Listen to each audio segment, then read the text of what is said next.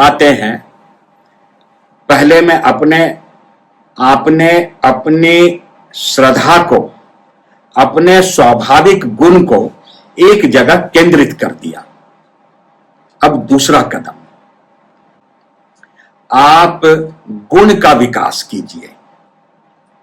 अधिकतम समय मैं देखता हूं नारी अपने रूप को संवारने में बिता देती है और गुण पीछे रह जाता है।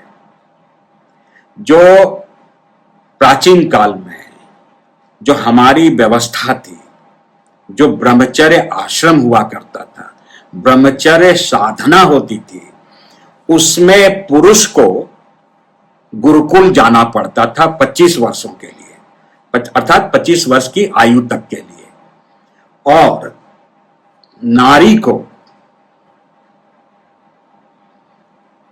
घर में रहकर वह शिक्षा मिलती थी। आज क्या हुआ, हम उन परंपराओं से दूर हो गए, उसे नहीं समझ पाए और अच्छा दिखने की होड़ में शामिल हो गए। इसमें कई लोगों ने उसमें योगदान दिया। भारत का पतन उस दिन सुनिश्चित हो गया जिस दिन भारत से मिस यूनिवर्स बनी थी। उसके बाद एक परंपरा चल पड़ी कि हमारे वस्त्र, हमारे आभूषण, हमारा रूप, हमारा सौंदर्य, हम सिर्फ और सिर्फ कॉस्मेटिक इंडस्ट्री के एक उपभोक्ता बनकर रह गए, जहां पर ऐसी मनोदशा, ऐसी मानसिक तरंगें प्रसारित की गई जहां आप सिर्फ और सिर्फ उपभोक्ता हैं। अगर एडवर्टीजमेंट ट्रक के टायर का हो रहा है तो उसमें भी नारी को सामने बैठा दिया जाएगा, क्योंकि आप कंज्यूमर आइटम बना दिया गया आपको एक सुनियोजित साजिश के तहत, और आप वैसा बनते चले गए। अब आप प्रतिस्पर्धा ही वैसे कर रहे हैं। स्कूलों में फैशन शो आयोजित होने लग गया, जरा विचार कीजिए। फिर हुआ क्या कि नारियों का ध्यान रूप को संवारने पर ही केंद्रित हो गया। अब रूप तो जैसा मिला है वही है, उसमें लीपा पोती करने की, पेंटिंग डेंटिंग ये सब करने की कला आपने सीख ली और वही चीज आपके चरित्र में आ गया। अंदर कुछ और बाहर कुछ दिखाने की प्रवृत्ति जन्म ले ली, वैसी वृत्ति बन गई। है कुछ, दिखाना कुछ और है। इस दौड़ में हम शामिल हो गए और मौलिक शिक्षा, मौलिक चरित्र से हम दूर होते चले गए। तो अब उपाय क्या है? बचिए। उपाय यह है कि आप अपने अंदर गुण विकसित कीजिए।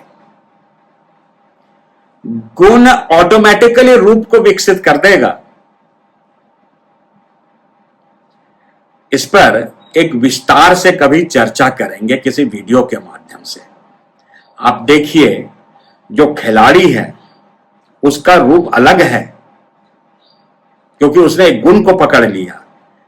जो अध्यापक है, जो प्रोफेसर है, जो फिलोसोफर है, उनका रूप अलग है। जो बौद्धिक है, उनका रूप अलग है। उनके सामने बेचारी कोई कहीं टिकती नहीं। आमतौर पर हुआ क्या, इस दौड़ में जब से मिस यूनिवर्स भारत से बनी, उसके बाद आप एक उपभोक्ता बन गए और नारी शरीर को हर जगह एक उपभोक्ता के रूप में प्रस्तुत किया गया।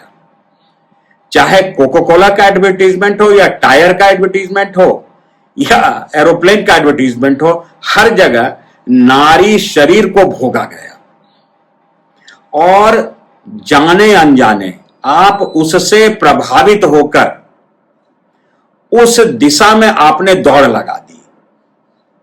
अब कतरन आपके वस्त्र बन गए, वैसी कॉस्मेटिक आपके रूप को निखारने का साधन बन गया, जबकि एक महत्वपूर्ण विषय जो आपसे एक साजिश के तहत छुपाया गया वह यह है कि गुण अर्थात क्वालिटी, गुण ही रूप को निखारता है, रूप में आकर्षण पैदा करता है। जिस रूप को निखारने के लिए, जिस ब्यूटी को निखारने के लिए आप प्रयासरत हैं, वो सिर्फ आपकी दृष्टि में बहुत अच्छा लग रहा है, आपको लग रहा है कि हां अब मैं अच्छी लग रही हूं। क्वालिटी किधर है? और जिसमें क्वालिटी होगी वह व्यक्तित्व को बिल्कुल अलग तरीके से निखार देगा, और वह कार्यक्रम अंदर से बाहर आता है, ना कि बाहर से अंदर। बाहर की लीपापोती से वह नहीं होता, वह विकसित नहीं होता, वह अंदर के कार्यक्रम से विकसित होता है। वस्त्र धारण कौन कर रहा है, आप या आपके विचार? इससे बचना होगा। तो कैसे बचें? अब सवाल उठता है। अगर मैं सिर्फ यह कह दूं कि इससे बचना होगा, यह पर्याप्त नहीं है, अब उपाय तो बताना पड़ेगा। देखिए, बहुत सरल है। क्वालिटी अर्थात कलाएं। आप अपने अंदर यदि कला का विकास करती हैं तो आपका रूप बगैर पाउडर के, बगैर चेहरे पे जो लगाया जाता है कॉस्मेटिक्स, उसके बगैर आपकी खूबसूरती में 4 चांद लग जाएंगे। देखिए होगा कैसे। कलाओं में कुल 64 कलाएं हैं। कुछ कलाएं आपको आपकी माता से प्राप्त हो जाएगा, दादी से मिल जाएगा। वो कलाएं अद्भुत हैं। शुरुआत होती है पाक कला से। अनेक अलग अलग अलग अलग स्तर पर कलाएं हैं। एक उदाहरण से आपको समझना पड़ेगा। जो भी कार्य आपको दिया जाए, नाक भौं मत सिकोड़िए, नहीं, मत सिकोड़िए। जो भी कार्य है उसे कोई ना कोई कर रहा है, इसलिए वह कार्य सम्मानित होना चाहिए, सम्मानीय है, उसका आदर होना चाहिए, रिस्पेक्ट होना चाहिए। चाहे आपको अपने घर का या आश्रम का फर्श साफ करना पड़े, फ्लोर साफ करना पड़े, वह भी एक कला है। कला अर्थात कर्म कौशल, उसे आप बहुत अच्छे से कर सकें।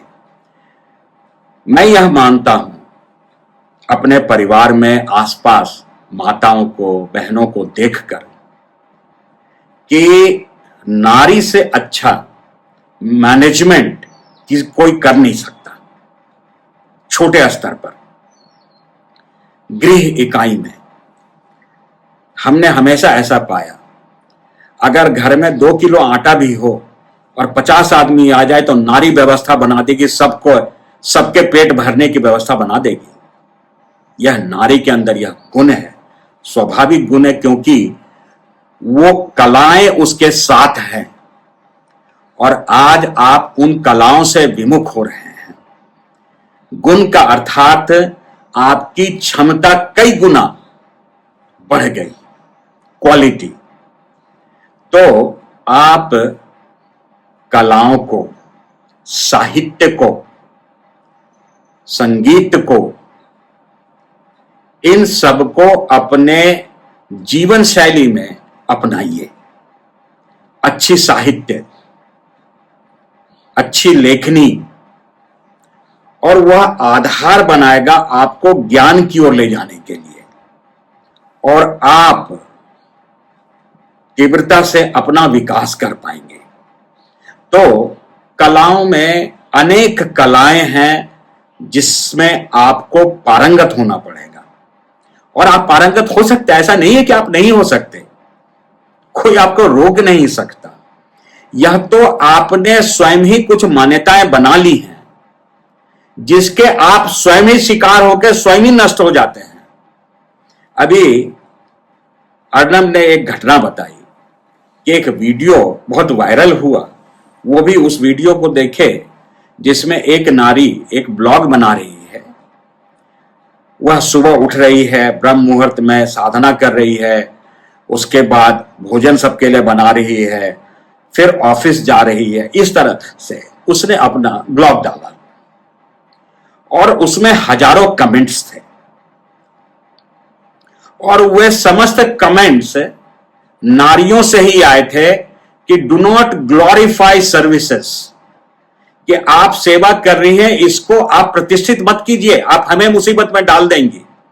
देश किधर चला गया, समाज किधर चला गया। जो ऑरा होता है गुण के आधार पर उसका विकास होता है। चलिए इसको थोड़ा विस्तार दे देते हैं ताकि आपको समझ में आने लग जाए। जो 90% लड़की 90% जो नंबर लाती है, जो छात्रा, उसकी तस्वीर को एक जगह रख दिए, जो फेल हो रही है उसको रख दीजिए। आप बताइए कौन ज्यादा सुंदर लग रही है। एक आवारा लगेगी, एक सौंदर्य मूर्ति लगेगी। एक खिलाड़ी को रख दीजिए और एक ऐसे ही टाइम पास वाली महिला को रख दीजिए। दोनों के आप विश्लेषण कीजिए कौन किसमें रूप है। आप पाएंगे इसमें एक अनोखा आकर्षण है जो इसमें नहीं है। अगर दौड़ ही लगाना है तो यह आवश्यक है कि आप दौड़ उस दिशा में लगाइए जहां पे आपके गुण, आपकी क्वालिटी विकसित हो और उस क्वालिटी के विकास के क्रम में आपका सौंदर्य निखरेगा। मैंने इस पे एक कविता लिखी थी युद्ध कला पर। आ गया है वक्त सही, करूं वीर रस से श्रृंगार अभी, युद्ध कला से सौंदर्य अपना निखरेगा थोड़ा और अभी। आप देखिए ना, जो माताएं सेना में हैं उनके जैसा सौंदर्य कहीं मिलेगा आपको? कहीं दिखता है? क्या दिखता है? लगता है देवी हमारी रक्षा के लिए खड़ी है, मां खड़ी है रक्षा के लिए। सर नतमस्तक हो जाता है। चुनाव आपका है, आप क्या पाना चाहते हो, क्या करना चाहते हैं आप उपभोक्ता की श्रेणी में खड़े हो जाना चाहते हैं या आप विश्व की आकर्षण का केंद्र बनना चाहते हैं? जरा विचार कीजिए, भारत में कितनी लड़कियां, कितनी औरतें, कितनी महिलाएं, कितनी माताएं कितना सौंदर्य आभूषण से लदी होती हैं, कितने अपने ऊपर खर्च करती हैं। और कोई गांव से निकल करके आता है, वो सबको पीछे छोड़ देता है। क्यों? वो बकरी ही चरा रही है, लेकिन उसमें बकरी चराने का, प्रकृति के सानिध्य का गुण है और उस गुण से उसका रूप बिल्कुल अलग है, मजबूत है। तो आप गुण को विकसित कीजिए। गुण को विकसित करने में अच्छे साहित्य, अच्छे महापुरुषों के जीवन, दिनचर्या, यह सब का अध्ययन आपको आगे ले जाएगा। अगर आप यह सोचती हैं कि केवल YouTube देख करके आप ज्ञानी बन जाएंगे तो गलत है। अगर आप यह सोचते हैं कि केवल साधना करके आप समस्त कलाओं में पारंगत बन जाएंगे तो यह गलत है। हो सकता है, समय लगेगा, लेकिन आपका अपने गुण के विकास में लगाया गया कदम और साधना का साथ होना, यह दोनों मिलकर के बहुत ही अद्भुत अनोखा कॉम्बिनेशन पैदा करेगा जो आपको बहुत तीव्रता से साधना की ओर बढ़ाएगा। बहुत सारे लोग यह कहते हैं कि मैं सब कुछ छोड़ करके आना चाहती हूं। गलत बात। साधना में आपको सब कुछ करते हुए आना पड़ेगा। सब कुछ करने के पश्चात आप जितना साधना करेंगे, आप 5 माला ही कर रहे हो, 50 के बराबर है। जीवन बहुआयामी है, उनके विभिन्न तत्वों में पारंगत हो जाना और फिर उस समझदारी के साथ साधना में लीन होना, वह आपको आगे बढ़ाएगा। अचानक से केवल एक लाइन पर चल करके बहुत आगे जाने की संभावना खत्म हो जाएगी। मैंने यह पाया है अपने जीवन में, अपने साधना काल में, जो महापुरुष भी एक ही पक्ष को पकड़ करके जो चले, कभी ना कभी किसी न किसी समय उनके जीवन में दुर्घटना घटी और वह अपने शीर्ष स्थान से बिल्कुल नीचे चले गए। ठीक उसी तरह जैसे लूडो खेल में आप देखते हैं 98 या 99 पर एक सांप बैठा हुआ जो आपको सीधा 0 पर पहुंचा देता है। तो फिर उपाय क्या है? संभल के चलो, सहज रहो, जैसा अंदर वैसा बाहर, और एक सुरक्षा का आवरण, अडिग आवरण, अडिग चरित्र, उसका वर्ण कीजिए। और वह वैसे इतिहास में अनेक लोग हैं, उनका अनुसरण ही आपको ऐसा बना देगा। जब मैं अपनी जीवन यात्रा में आगे बढ़ रहा था तो एक हीरो का मैं प्रशंसक बन गया। बस प्रशंसक बनते ही उसके गुण मुझ में ट्रांसफर होने लग गए। मैं उसकी तरह बोलना, उसकी तरह उठना बैठना वगैरह वगैरह होने लग गया बगैर किसी प्रशिक्षण के। लोग मुझे उसका नाम लेके बुलाने लग गए कि तुम तो ऐसे हो गए हो, लगता वो है। फिर मुझे पता चला कि वो गृहस्थ था, पत्नी थी और किसी अन्य हीरोइन के साथ उसका एक अनैतिक संबंध स्थापित थे, जो अखबारों में आया, पत्रिका में आया। मैं सोचने पर विवश हो गया कि अगर मैं इसको अपने दिल में बैठा के रखूंगा तो मैं तो एक दिन ऐसा हो जाऊंगा, चरित्रहीन बन जाऊंगा।